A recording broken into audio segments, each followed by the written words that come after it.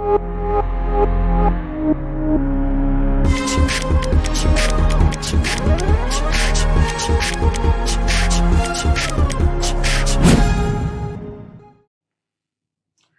मैं ये सारी चीजों को एक साथ लिख दे रहा हूं। तो स्ट्रॉन्ग एसिड स्ट्रॉन्ग बेस के सॉल्ट में पीएच मेरा कितना आ जाएगा 7। Strong acid plus weak base के सॉल्ट में पीएच कितना आ जाएगा 7 minus half pKb plus log C to the base 10। Weak acid plus strong base pH कितना आएगा 7 plus half pKa plus log C to the base 10। And weak acid plus weak base इसका जो pH होगा that will B 7 plus half pKa minus pKb। और इन चारों को एक साथ हम बोलते हैं हेंडरसन्स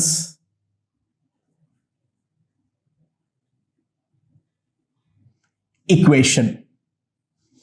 इन चारों को एक साथ हम बोलते हैं हेंडरसन्स इक्वेशन। ओके ओके, तो ये चारों केस तो एक जैसा था। अब जो हम केस डिस्कस करने वाले हैं वो कंप्लीटली डिफरेंट है, और अभी हम उस केस का कोई प्रूफ नहीं देने वाले हैं। डायरेक्टली एक रिजल्ट जो है वो आपको याद करना पड़ेगा। अच्छा, जहां तक बात रही जेईई मेंस की, उस रिजल्ट का डेरिवेशन की जरूरत कभी भी नहीं पड़ने वाली है। तो हम डायरेक्टली जो 2-3 रिजल्ट याद कर लेंगे उसी से हमारा सारे क्वेश्चन निकल जाएगा एम्फोटेरिक के। ठीक है, हाँ, एडवांस के लिए ऑब्वियसली हम उस रिजल्ट को डिराइव करेंगे, और डिराइव करते हुए ये भी बताएंगे जो रिजल्ट हम निकालते हैं उस रिजल्ट में क्या क्या प्रॉब्लम्स आ सकते हैं। ठीक है, एम्फोटेरिक सॉल्ट के बारे में अब हम लोग सबसे पहले डिस्कस करते हैं। ठीक है, तो लेट्स कंसीडर एम्फोटेरिक सॉल्ट।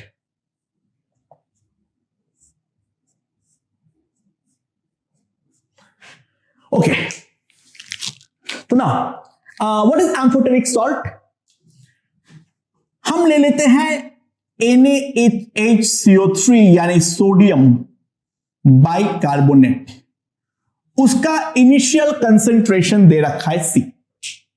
ठीक है, अच्छा, अब एक चीज देखो, जो हमारा H2CO3 है ये सबसे पहले टूटता है as H plus and HCO3 minus.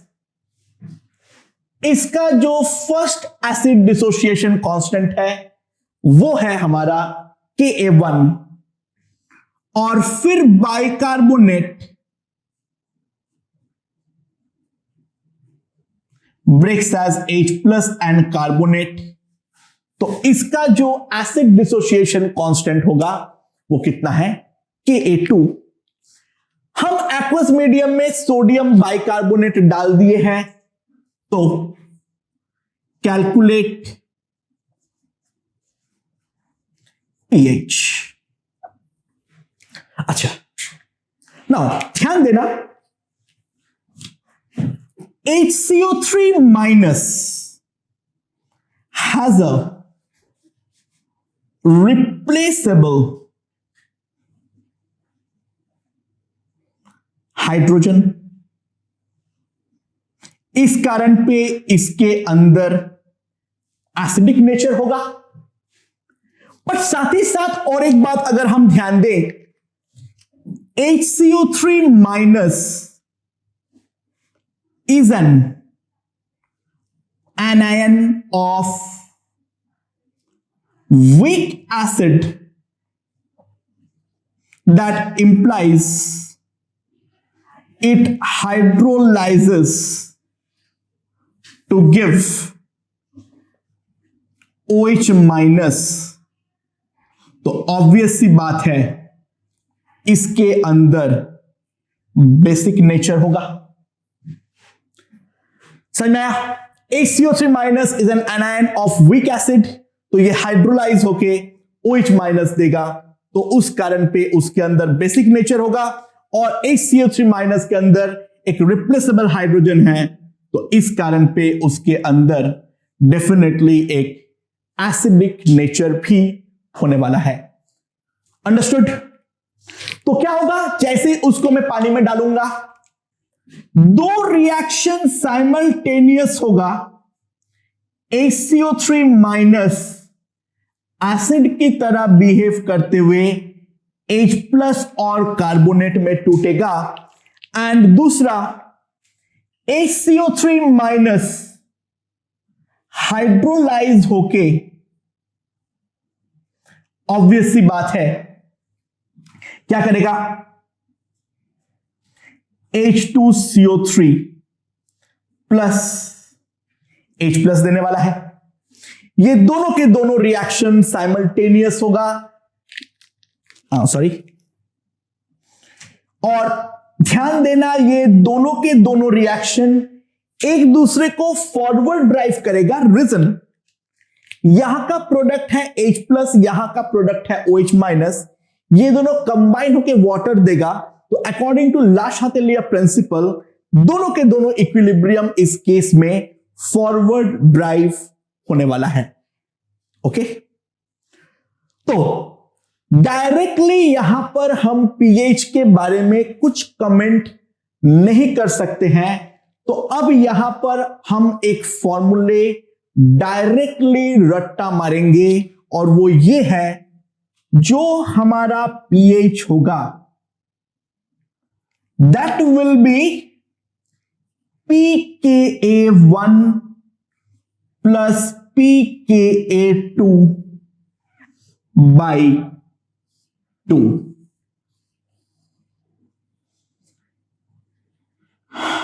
ये याद रखना है हमें। एडवांस में ऑब्वियस सी बात है मैं इस चीज का प्रूफ देने वाला हूं, मेंस के लिए इसकी प्रूफ की कोई जरूरत नहीं है। हाँ, लेकिन एडवांस के लिए भी ये रिजल्ट तो याद हमें रखना ही है, बार बार हम डेरिवेशन पे नहीं जाने वाले हैं। रिजल्ट्स तो यहां पे जो है ये 4, और ये भी हमें डेफिनेटली याद तो रखना ही पड़ेगा। ओके, सो ये चीज जब एक बार यहां पर क्लियर हुआ, तो एक काम करते हैं, H3PO4 फॉस्फोरिक एसिड जो है वो ध्यान देना, वो टोटल 3 बार में टूटता है। पहली बार में ये टूटता है इस तरीके से, this is the dihydrogen phosphate, और ये वाला जो सॉल्ट होगा, अगर मान लो मैं सोडियम लगा देता हूं कैटायन में, तो डाइहाइड्रोजन फॉस्फेट भी एक एम्फोटेरिक सॉल्ट होगा। वो बात समझो, क्योंकि डाइहाइड्रोजन फॉस्फेट खुद भी तो डिसोशिएट होगा as H plus and hydrogen phosphate में। यह है pK2, एंड ध्यान देना मैं इस पे अगर सोडियम लगा देता हूं तो मेरा सॉल्ट क्या बनेगा, Na2HPO4। ये खुद भी एक एम्फोटेरिक सॉल्ट ही होने वाला है, क्योंकि HPO4 डबल माइनस भी तो टूटता है as H plus and phosphate pK3। समझ में आया? सो हमें यहां पर 2 टाइप्स ऑफ एम्फोटेरिक सॉल्ट होगा। हमारे पास दो टाइप का एम्फोटेरिक सॉल्ट होगा, है कि ना। तो पहला टाइप का एम्फोटेरिक सॉल्ट है वो क्या है, NaH2PO4, और दूसरे टाइप का जो एम्फोटेरिक सॉल्ट होगा वो क्या होगा, Na2HPO4। ये दो टाइप के एम्फोटेरिक सॉल्ट हमें मिलने वाला है, dihydrogen phosphate and hydrogen phosphate. तो अगर डाइहाइड्रोजन फॉस्फेट है, अच्छा H2PO4 माइनस कहां पे है, Ka1, ठीक है, मैंने यहां पे P लिखा हूं तो K1 भी लिख सकते हो, इक्विलिब्रियम कांस्टेंट तो ठीक है केस है, ठीक है, दोनों के टर्म्स में डेटा दिया हुआ हो सकते हैं, इसमें कोई बड़ी बात नहीं है। तो H2PO4 माइनस है Ka1 और H2PO4 माइनस का दूसरा जहां पर है वो Ka2 में है, तो इसका जो pH आएगा दोस्तों ध्यान देना वो इन दोनों इक्विलिब्रियम में है, तो it will be pKa1 plus pKa2 by 2। ये वाला केस का ये pH आएगा। और अगर मेरे पास हाइड्रोजन फॉस्फेट हो तो हाइड्रोजन फॉस्फेट कौन कौन सा दो इक्विलिब्रियम में है, एक ये वाला सेकंड वाले पे और फिर दूसरा जो है वो ये थर्ड वाले पे है। तो ध्यान देना यहां पर जो हमारा pH आएगा that will B pKa2 plus pKa3 by 2। तो यहां पर हमारे पास दो एम्फोटेरिक सॉल्ट्स आएंगे, यानी बेसिकली वो एनायन जो है वो जिन दोनों इक्विलिब्रियम में है उन दोनों का पीस को ऐड करके 2 से डिवाइड कर दें तो हमें उस चीज का pH मिल जाएगा। अच्छा एसिड के लिए क्यों, हम हाइपोथेटिकली एक बेस भी बना सकते हैं, ठीक है, BOH, B कोई भी एक चीज है, मान लेता हूं BOH होल ट्वाइस, ये पहली बार में टूटता है as BOH plus plus OH minus, इसका है Kb1, right, and again BOH plus टूटता है B2 plus plus OH minus में एज Kb2, ठीक है। तो मान लेता हूं तो इसका जो करस्पॉन्डिंग एम्फोटेरिक सॉल्ट बनेगा वो एम्फोटेरिक सॉल्ट क्या बनेगा, केसिंग पॉइंट BOHCl,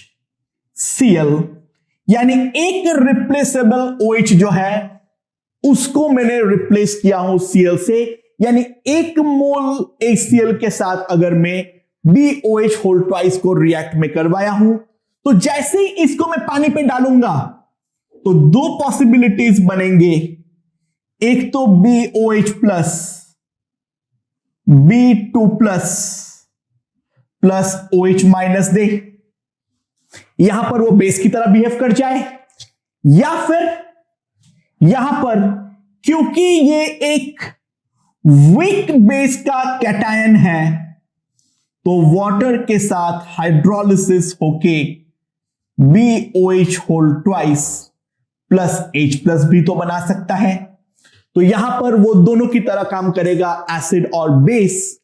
एंड यहां पर अगर हमें Kb1 और Kb2 दे रखा है तो जैसे कि H2CO3 में pH आया था क्योंकि वो एसिड का एम्फोटेरिक है, तो अगर हमारे पास बेस का एम्फोटेरिक होगा तो in that case pH will be replaced by POH and that will be equals to pKb1 plus pKb2 by 2। तो विद दिस एम्फोटेरिक का जो भी केस हो सकता है वो सारे के सारे हमने यहां पर डिस्कस कर लिए हैं, राइट। तो सॉल्ट और उसके हाइड्रोलिसिस, हाँ ध्यान देना, अगेन वापस बोल रहा हूं, आयनिक सॉल्ट्स के लिए ही ट्रू है, जितने भी केसेस बन सकते हैं वो सारे केसेस हमने यहां पर डिस्कस कर चुके हैं। तो salt hydrolysis is over. So next time we will see what is a buffer and buffer हम किस तरीके से बनाते हैं. Okay? Okay. So in this question regarding the salt hydrolysis, we have to find the percentage hydrolysis of 0.06 molar KCN, and we have to also calculate the corresponding pH. Sorry. Okay. So KCN अगर हम देखें is a salt of strong base. The strong base is KOH and weak acid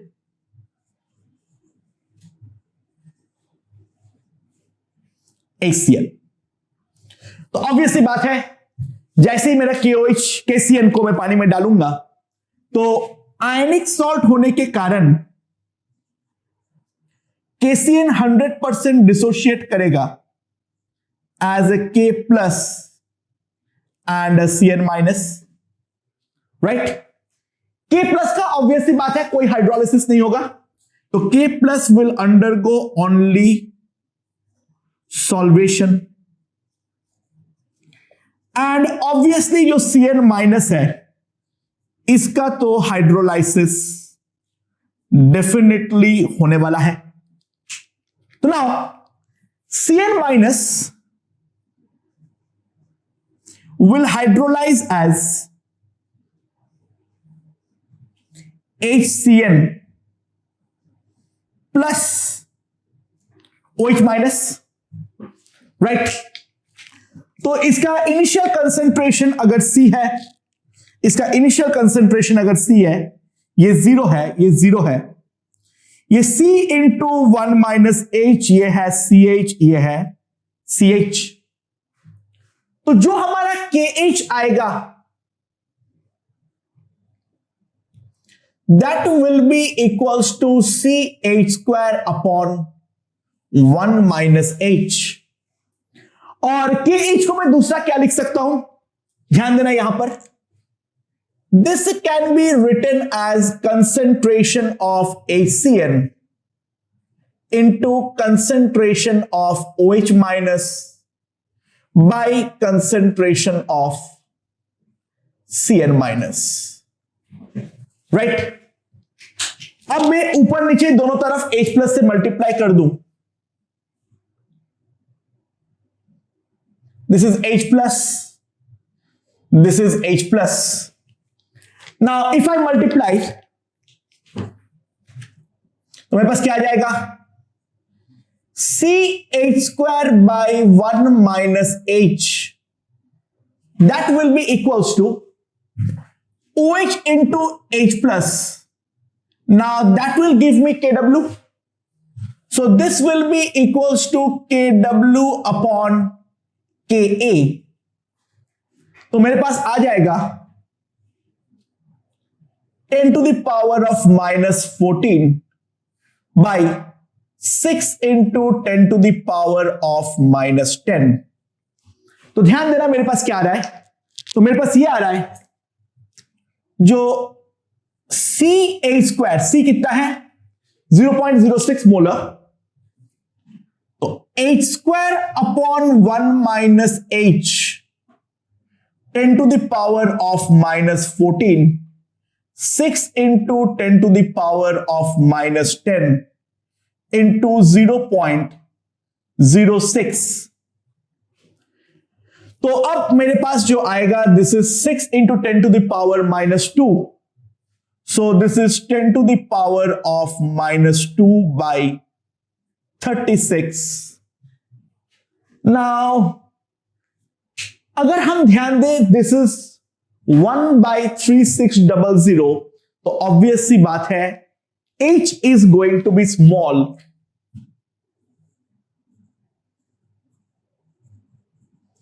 That implies 1 minus H can be approximated definitely as 1. So H square is approximately 10 to the power minus 2 by 36. तो मेरे पास h आ जाएगा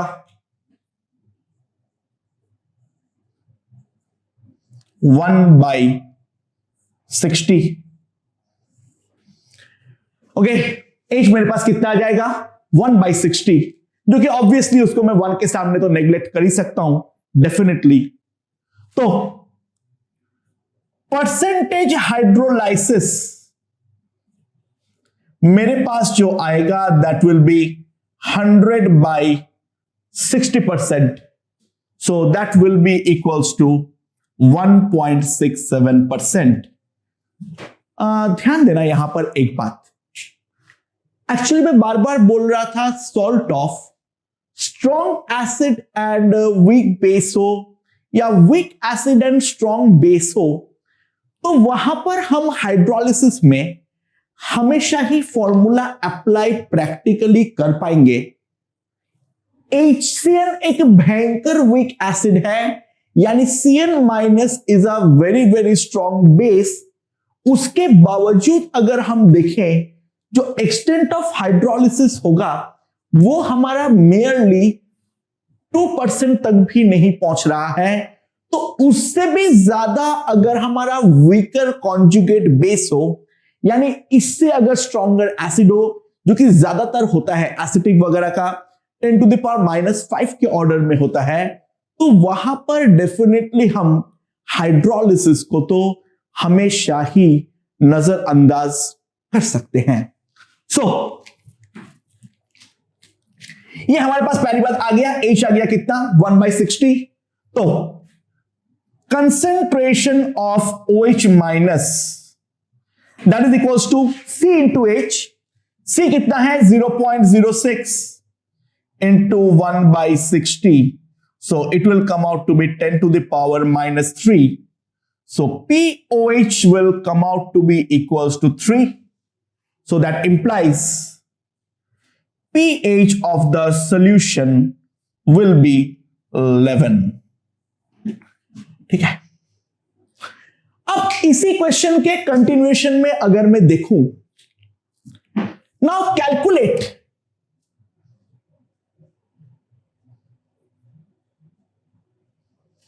percentage hydrolysis if concentration of KCN जो हमने initially डाले थे से that is equals to 1 by 6 into 10 to the power of -6 molar.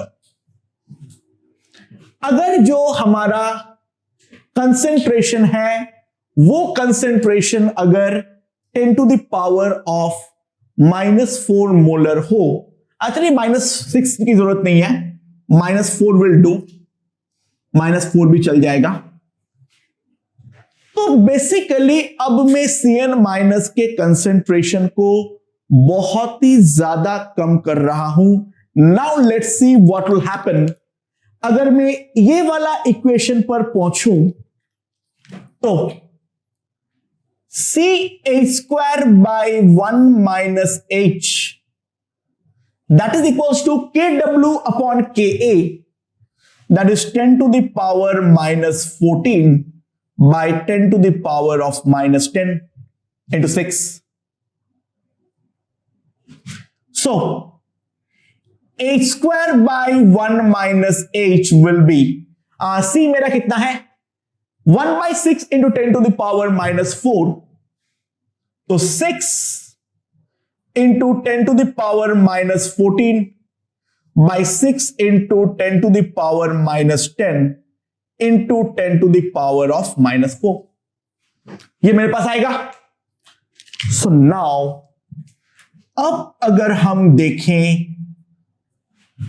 In this case H² upon 1 minus H is coming out to be small, यानी एक तो हमारा conjugate base काफी ज्यादा स्ट्रॉन्ग होना चाहिए, यानी हमारा जो Ka है वो काफी ज्यादा कम होना चाहिए एंड ऊपर से जो कंसेंट्रेशन ऑफ सॉल्ट है वो भी हमारा कम होना चाहिए। इन दैट केस हम फॉर्मूला अप्लाई नहीं कर पाएंगे और हमें बेसिक से डिराइव करना जरूरी है। So now what can I से, a square plus h minus 1 that will be equals to 0। तो h का वैल्यू क्या आएगा, minus b plus under root b square minus 4ac upon 2। तो h will be √5 minus 1 by 2। This is 2.2. 2.2 minus 1 is 1.2 divided by 2 is equals to 0.6। यानी percentage hydrolysis will be equals to कितना आ जाएगा, 0.6 into 100 that is 60%। और इस case में अगर मैं POH निकालने जाऊंगा तो POH मेरे पास क्या आ जाएगा, पहले OH माइनस का कंसेंट्रेशन निकाल लेते हैं। तो OH माइनस का कंसेंट्रेशन कितना आएगा, C into H that is 1/6 into 10 to the power of -4 into H that is 0.6। So this will come out to be equals to 10 to the power of -5 molar।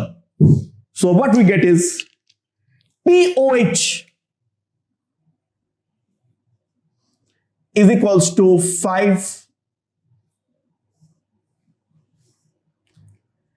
that implies pH will be equals to 9। pH जो होगा वो कितना होगा, वो हमारा 9 के equal होगा और जो हमारा परसेंटेज हाइड्रोलिसिस होगा that will be equals to 60%। Right, तो ये है हमारा सॉल्ट हाइड्रोलिसिस का बेसिक एग्जांपल, जहां पे हमने दोनों केस दिखाए हैं जो कहां पर हम एक्सटेंट ऑफ हाइड्रोलिसिस को स्मॉल मानते हुए नेग्लेक्ट कर सकते हैं।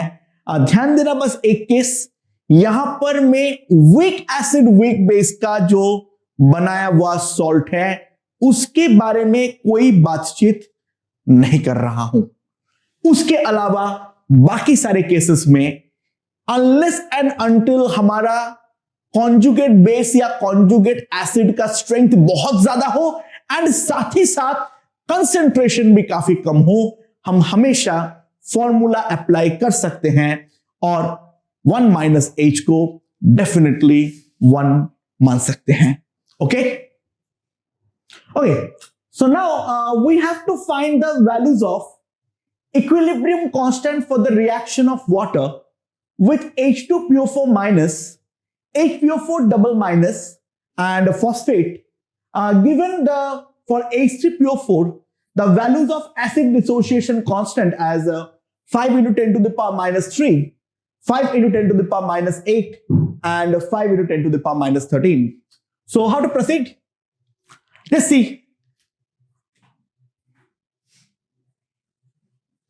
Now, if we use H2PO4 minus reacts with water, obviously it will undergo hydrolysis, H3PO4 being a weak acid plus OH minus, right? तो अब अगर हम लोग इसके बारे में थोड़ा देखते हैं, इसका जो हाइड्रोलिसिस का इक्विलिब्रियम होगा KH, that can be written as H3PO4 into OH minus divided by H2PO4 minus, right? And now if we multiply and divide it by H plus, so that will come out to be, इसको मैं अगर ध्यान दूं मैं, ये वाला चीज जो है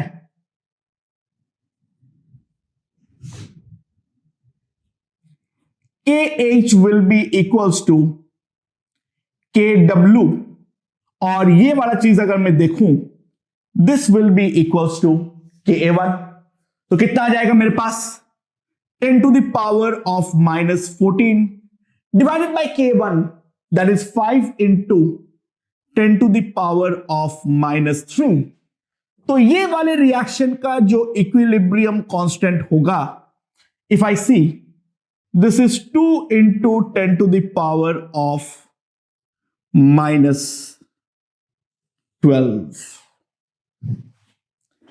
इसका जो KH होगा वो होगा 2 into 10 to the power of minus 12। हम देख सकते हैं साफ साफ जो ये जो वैल्यू है वो बहुत ही ज्यादा स्मॉल है, और बहुत ही ज्यादा स्मॉल होने के कारण प्रैक्टिकली इसका हाइड्रोलिसिस होगा ही नहीं, right. Now if I compare it to the KA2, ध्यान देना मैं क्या बोलना चाह रहा हूं। ऑब्वियस सी बात है, जो हमारा H2PO4 माइनस होगा, ये एम्फोटेरिक होने के कारण ये वाला इक्विलिब्रियम भी देगा, और इसका जो KA2 होगा, यानी इसका K1 H2PO4 का K2, that is 5 into 10 to the power of minus 8। तो इफ आई सी, इन दोनों के वैल्यू के बारे में मैं सोचूं, तो सिंपली मैं देख सकता हूं जो KA2 is greater than KH, मतलब अगर देखा जाए H2PO4 माइनस है तो एम्फोटेरिक, तो ऑब्वियसली बात है इसका OH माइनस और H प्लस दोनों को कुछ ना कुछ देने का टेंडेंसी तो होगा, लेकिन जो OH माइनस देने का जो टेंडेंसी होगा हम साफ साफ देख सकते हैं कम है एज कंपेयर टू अगर हम इसका KA2 को कंपेयर करें, जहां पर वो H प्लस डोनेट कर रहा है। तो that will simply imply solution containing H2PO4 minus will be acidic। जो हमारा सॉल्यूशन है जो H2PO4 माइनस को कंटेन कर रहा है वो हमारा एसिडिक नेचर का होने वाला है। तो चलिए अब हम दूसरे वाले सॉल्व पे जाते हैं, यानी HPO4 डबल माइनस। अब ये HPO4 double minus will obviously undergo hydrolysis to give you H2PO4 minus plus OH minus. ये इसका वाटर के साथ रिएक्शन है।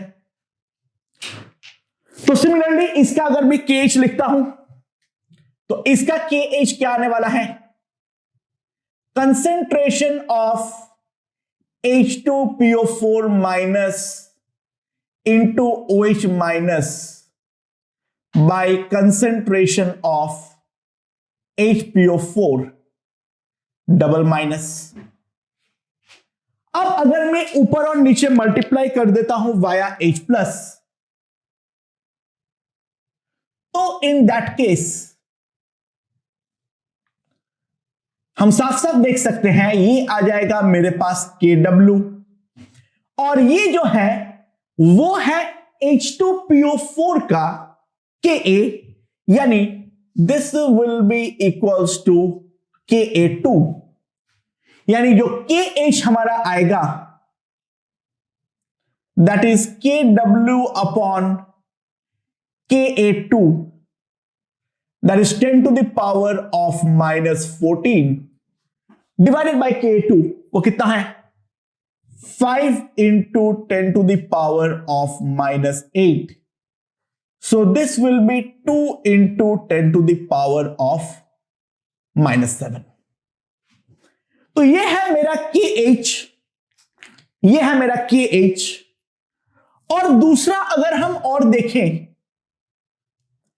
HPO4 डबल माइनस खुद तो एसिड की तरह भी बिहेव कर सकता है, और बिहेव करते हुए H प्लस और फॉस्फेट में कन्वर्ट होगा, तो इस रिएक्शन का जो K है that will B obviously Ka3, and Ka3 if I see that is a 5 into 10 to the power of -13. तो अब अगर मैं कंपेयर करूं KH versus Ka3, it can be clearly seen that यहां पर का जो KH है वो हमारा Ka3 से ज्यादा है। तो KH का वैल्यू यहां पर ज्यादा है एज कंपेयर टू Ka3, यानी सॉल्ट हाइड्रोलिसिस के थ्रू OH माइनस देने का टेंडेंसी ज्यादा होगा एज कंपेयर टू ये खुद एसिड की तरह बिहेव करते हुए हमें H प्लस दे। तो डेफिनेटली ये वाला जो स्पीसीज होगा है तो ये amphoteric, but OH minus tendency ज्यादा है देने का, H प्लस देने का टेंडेंसी है कम। यानी अगर मैं ये वाला सॉल्ट डालूं, Na2HPO4 डालूं, डाइसोडियम हाइड्रोजन फॉस्फेट, तो हम साफ साफ बोल सकते हैं solution containing HPO4 double minus will be basic, right? Okay, and now the classic case of phosphate. Phosphate is not amphoteric, right? phosphate जो है वो हमेशा एक बेसिक ग्रुप ही है, उसका वाटर के साथ रिएक्शन एक ही तरीके से हो सकता है, और हमारे पास आ जाएगा HPO4 double minus plus OH minus. So इसका जो हाइड्रोलिसिस इक्विलिब्रियम होगा KH, that will be equals to how much? Concentration of HPO4 double minus into concentration of OH minus by concentration of phosphate. अब मैं क्या करूंगा, यहां पर ऊपर नीचे दोनों तरफ H प्लस से मल्टीप्लाई करता हूं, तो ये है मेरे पास H प्लस, यहां पर भी आ गया मेरे पास H प्लस। तो सिंपल सी बात है, जो KH होगा, now this will B KW and this will B Ka3. So 10 to the power of -14 by 5 into 10 to the power of -13. That means KH will be equals to 2 into 10 to the power of -2. यानी simple सी बात है, solution containing phosphate will be basic. ये बात तो obvious है, ठीक है। तो क्यों ना हम एक काम करें, calculate pH of 0.02 molar NaH2PO4, right? Na2HPO4 and Na3PO4. Calculate the pH of 0.02 molar NaH2PO4, Na2HPO4 and Na3PO4, right? So obviously बात है, NaH2PO4 is amphoteric. NaH2PO4 जो होगा वो होगा हमारा एम्फोटेरिक, और एम्फोटेरिक के लिए जानते हैं उसका जो pH होता है वो उसके दो करस्पॉन्डिंग जो हमारा Ka वैल्यूज है उसके अकॉर्डिंग डिसाइड होगा। That will be pKa1 plus pKa2 by 2, right. इसका जो करस्पॉन्डिंग है वो डेफिनेटली K1 और K2 है, तो pH जो होगा that will be pKa1 plus pKa2 by 2। So now Ka1 मेरे पास है 5 into 10 to the power of -3, तो pKa1 is 3 minus log 5. Now 3 minus log 5 is nothing but 2.3, क्योंकि log 5 जो है वो हमारा 0.7 होता है। सिमिलरली Ka2 जो है that is 5 into 10 to the power of -8, तो pKa2 जो आएगा that is 8 minus log 5. Now 8 minus log 5 is equals to 7.3, and Ka3 that is equals to 5 into 10 to the power of -13, यानी pKa3 is equals to 12.3। तो मैंने तीनों का तीनों values जो है वो निकाल के रख लिया हूं, ठीक है, काम तो आएगा ही। सो NaH2PO4 के लिए अगर मैं देखूं तो यहां पर जो pH का वैल्यू आएगा, pKa1 कितना है 2.3 plus 7.3 divided by 2 that is 9.6 by 2 that is 4.8। हमने प्रेडिक्ट किए थे जो NaH2PO4 का जो हमारा सॉल्ट होगा that salt will be acidic. Definitely हमारा प्रेडिक्शन जो है वो यहां पर सही निकला। On the other hand Na2HPO4 के बारे में बात करूं तो ये भी हमारा एम्फोटेरिक ही है, ये भी जो है वो भी हमारा एम्फोटेरिक ही है। तो pH जो होगा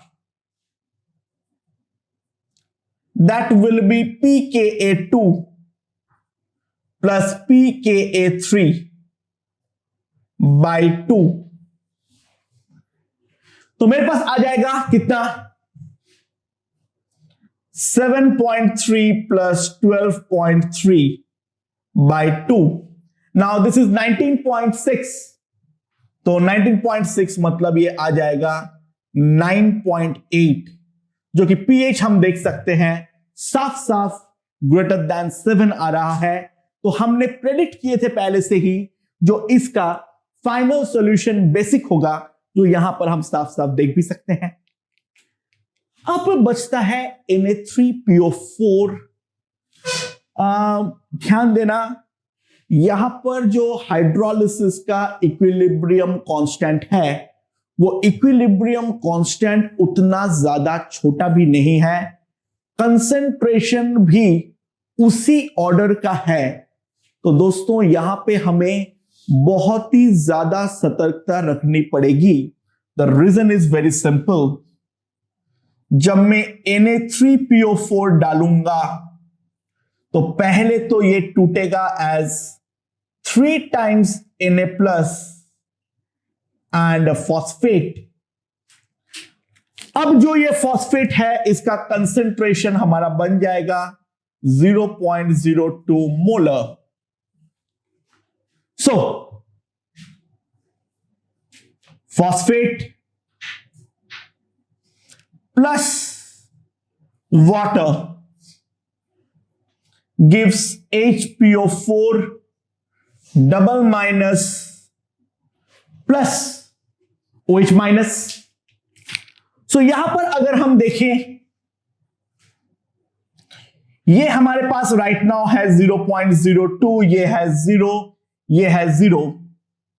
this is 0.02 into 1 minus alpha, this is 0.02 alpha, this is 0.02 alpha. तो यहां से मैं साफ साफ क्या लिख सकता हूं, यहां से मैं लिख सकता हूं KH will be 0.02 alpha square by 1 minus alpha, this into this divided by this, and that will be equals to जो हमने निकाले हैं हमारा KH, that is 2 into 10 to the power of minus 2. So this one is gone. तो हमारे पास क्या आ जाएगा, alpha square plus alpha minus 1 equals to 0. तो alpha equals to -1 plus under root b square minus 4ac upon 2a. So this will be approximately equals to 0.6. तो हमारे पास जो कंसंट्रेशन ऑफ OH माइनस आएगा, that will be equals to 0.02 alpha, that is 12 into 10 to the power of minus 3.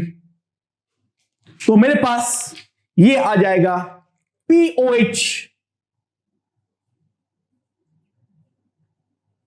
3 minus log 12 कितना आएगा,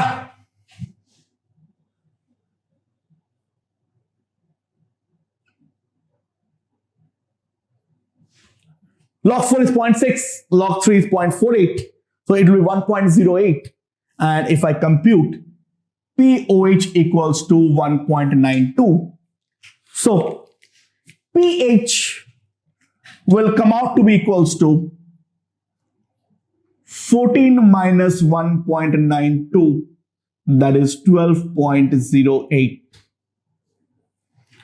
So phosphate is a extremely strong base, तो वहां पर हम फॉर्मूला नहीं अप्लाई कर सकते हैं. डेफिनेटली हमारा आंसर जो है वो गलत ही आएगा. तो हम जो है फॉस्फेट का हाइड्रोलिसिस स्पेशली ध्यान रखना, क्योंकि इसका जो इक्विलिब्रियम कांस्टेंट है, बेसिकली इसका जो Ka3 है वो बहुत ही ज्यादा लो है, तो उसका जो करस्पॉन्डिंग कॉन्जुगेट बेस है that one is very very strong. ठीक है, तो ये हम लोग का एक एम्फोटेरिक का अच्छा सा एनालिसिस है जो यहां से हम आसानी से देख सकते हैं. Okay, so I have a triprotic acid, weak triprotic acid, जिनका केस जो है वो है K1 7.5 into 10 to the power minus 4, Ka2 is 10 to the power minus 8 and Ka3 is 10 to the power minus 12. तो मेरे पास बेसिकली 10 ml 0.1 मोलर H3A है, और उस पर मैंने डाल दिया 20 ml 0.1 molar NaOH. Then we have to calculate this ratio जब ये वाला रिएक्शन कंप्लीट होगा तब. अच्छा दोस्तों, क्या रिएक्शन होगा यहां पर, पहले H3A सबसे पहले 1 मोल NaOH के साथ रिएक्ट करेगा और रिएक्ट करके बनाएगा NaH2A plus water, and then NaH2A further react with water to give you Na2HA plus water, right? अब अगर हम ध्यान दें, इसका और एक रिएक्शन हो तो सकता है, यहां पर नहीं होगा, चलो लिख देता हूं. Na2HA plus NaOH will give me Na3A plus water. ये 3 पॉसिबल रिएक्शंस है, 3 स्टेप में होगा, राइट? तो ध्यान देना, मेरे पास 10 ml 0.1 मोलर H3A है, तो मेरे पास साफ साफ अगर हम देखें तो मेरे पास है 1 मिलीमोल H3A, और साथ में मैं डाला हूं 2 मिलीमोल NaOH. तो इसका सिंपल मतलब यह है, जो पहला ये वाला रिएक्शन कंप्लीट होगा, इसमें 1 मिलीमोल H3A, यानी बेसिकली रिएक्शन क्या होगा, पहले 1 millimole H3A plus 1 millimole NaOH react करेगा और इस पे बन जाएगा 1 मिलीमोल NaH2A, जो फर्दर और एक मिलीमोल NaOH के साथ रिएक्ट करते हुए 1 मिलीमोल Na2HA में कन्वर्ट हो जाएगा, राइट। सुना, इफ यू सी, ध्यान देना यहां पर, तो अगर हम इसके बारे में देखें, ठीक है, तो क्या आएगा मेरे पास क्या आएगा, मेरे पास राइट नाउ जो है वहां पर 1 मिलीमोल Na2HA बन रखा है। सो Na2HA इज एम्फोटेरिक,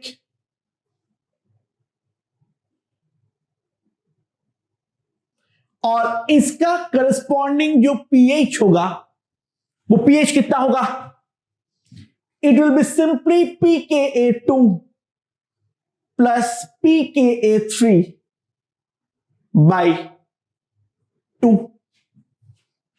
तो सिंपल सी बात है, मेरे पास ये आएगा pH will be equals to 8 plus 12 by 2, so this will be equals to 10।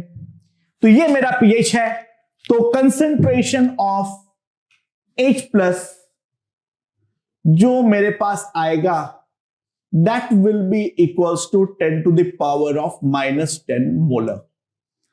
तो ये तो हमारे पास सबसे पहले आ गया है, राइट। तो अब Ka1 है क्या चीज, लिखते हैं। ऑब्वियसली बात है, Ka1 जो है that will be equals to H plus plus H2PO4 minus by H3 अब H2A माइनस बाई H3A, ये हमारा Ka1 होगा। Ka2 will be simply H plus HA double minus by H2A minus, and Ka3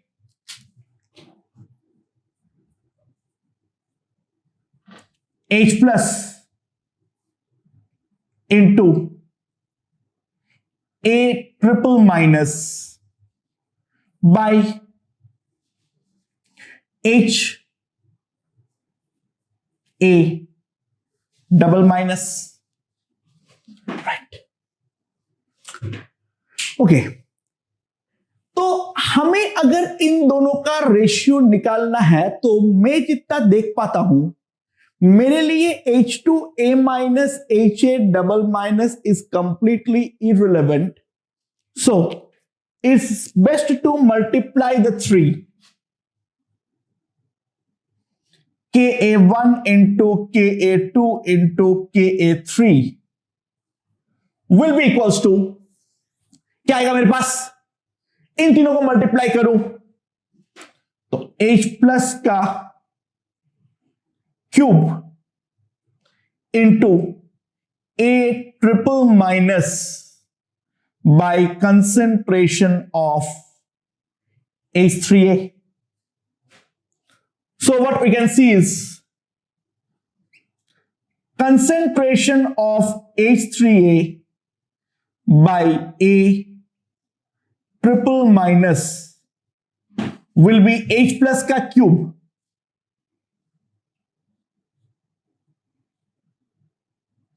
by Ka1 into Ka2 into Ka3.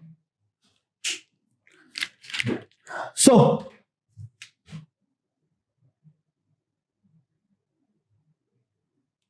H3A by A triple minus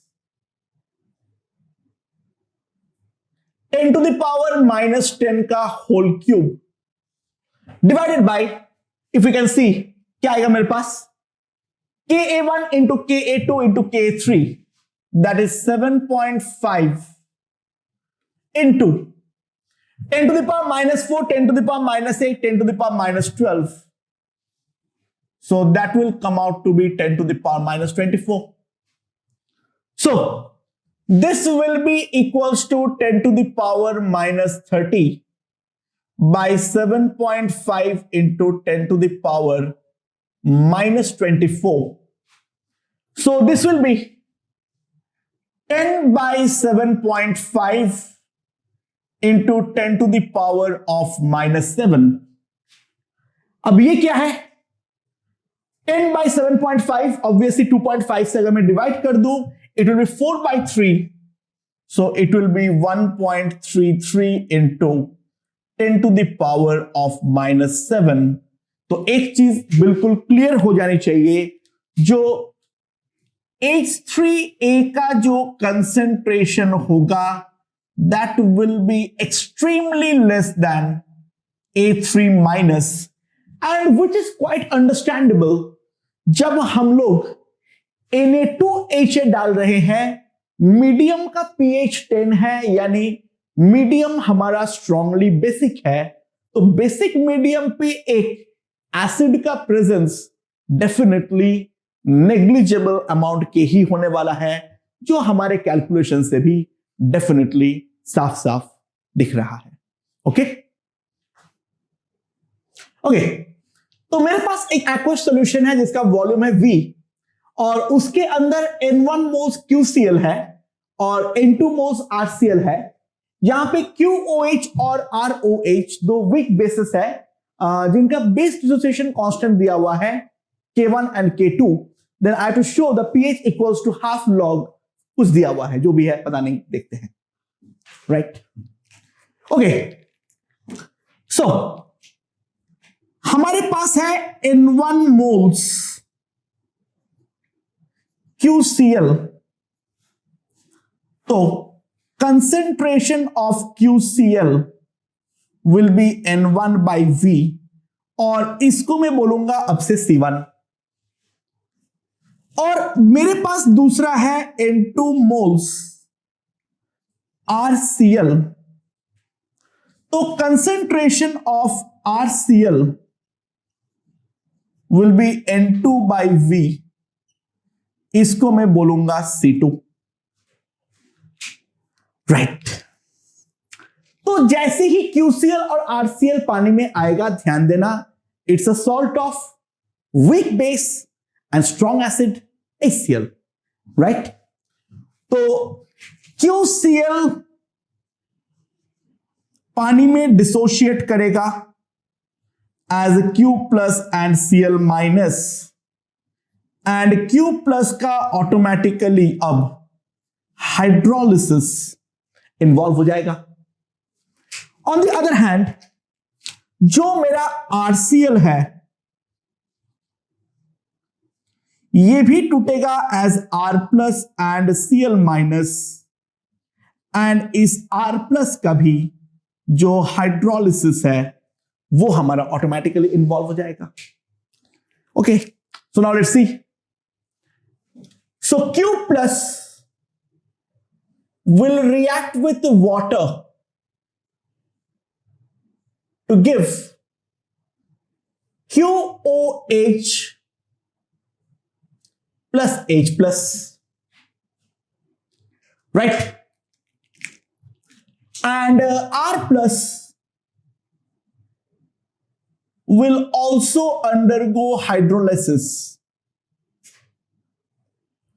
to give you ROH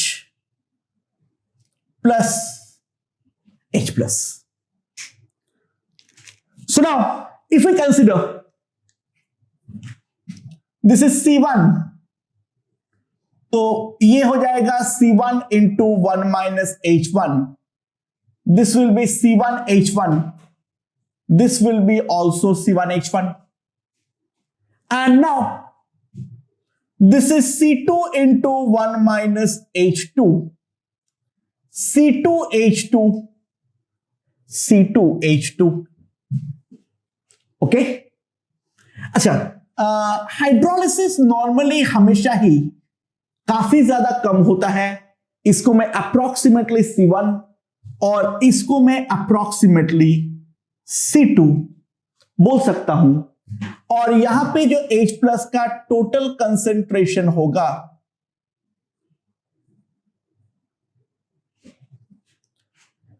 right, तो इसका जो hydrolysis equilibrium होगा KH1, that will be concentration of QOH into concentration of H plus by concentration of Q plus, right? So अब अगर मैं इसको देखूं ये कितना आएगा, C1 will be cut, H1 into C1H1 plus C2H2. और दूसरा मैं इसको ये भी लिख सकता हूं ऊपर नीचे OH माइनस मल्टीप्लाई करते हुए, this will B KW by K1. ये हमारे पास आ जाएगा. ओके अब अगर हम लोग सिमिलरली दूसरा वाला हाइड्रोलिसिस को कंसीडर करें तो दूसरा वाला हाइड्रोलिसिस में KH2 मेरा आएगा ROH H plus by R plus, and इसको अगर मैं देखूं C2 will get cut. It is H2 into C1H1 plus C2H2.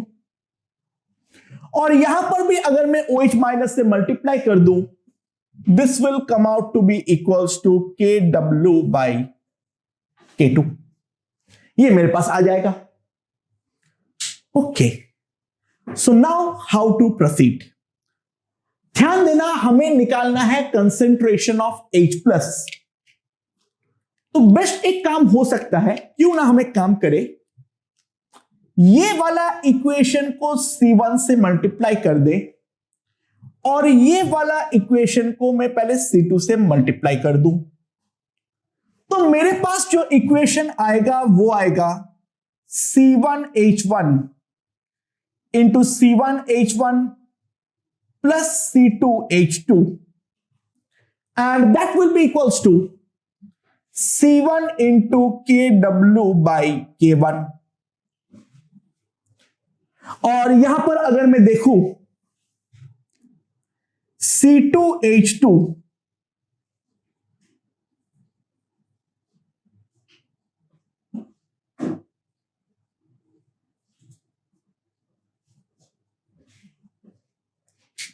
now if I multiply the two,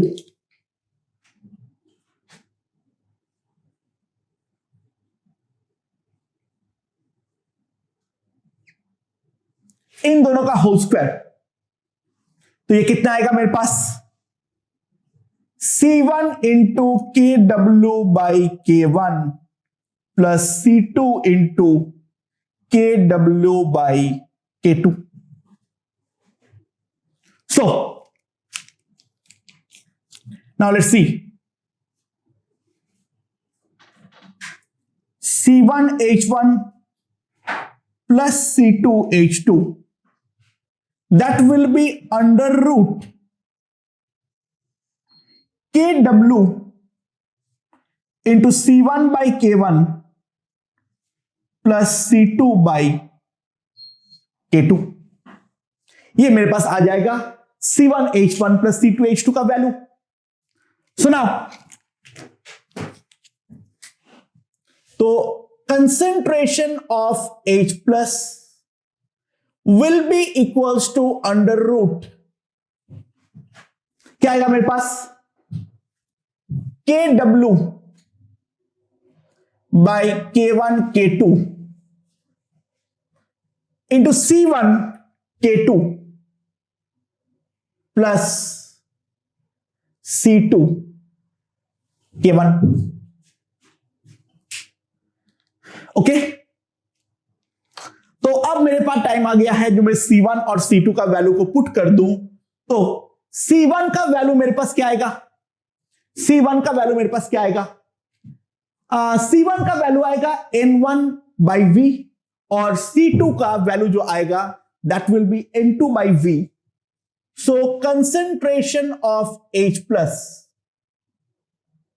will be under root KW upon K1 K2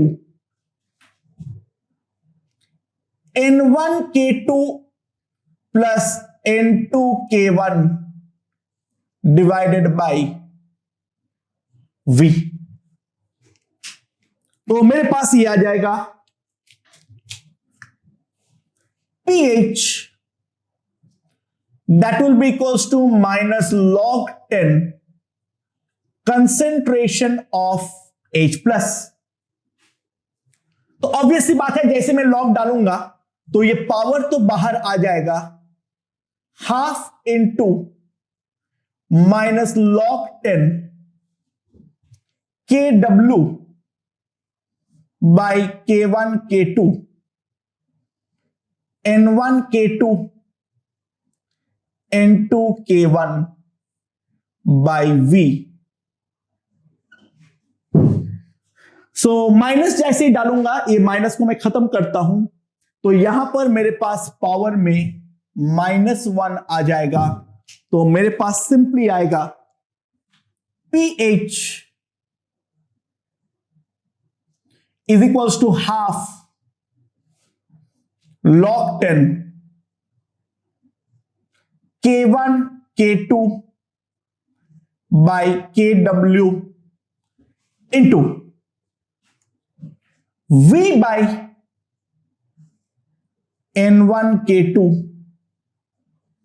plus N2 K1। ये मेरे पास pH का value आ जाएगी, right. So basically ये वाला question जो है it's a more about manipulation. जो हमारा स्टैंडर्ड टेक्निक होती है पूरा का पूरा प्रॉब्लम सॉल्व करने का, एग्जैक्टली यहां पर भी वही टेक्निक हमने अप्लाई किए हैं। ओके।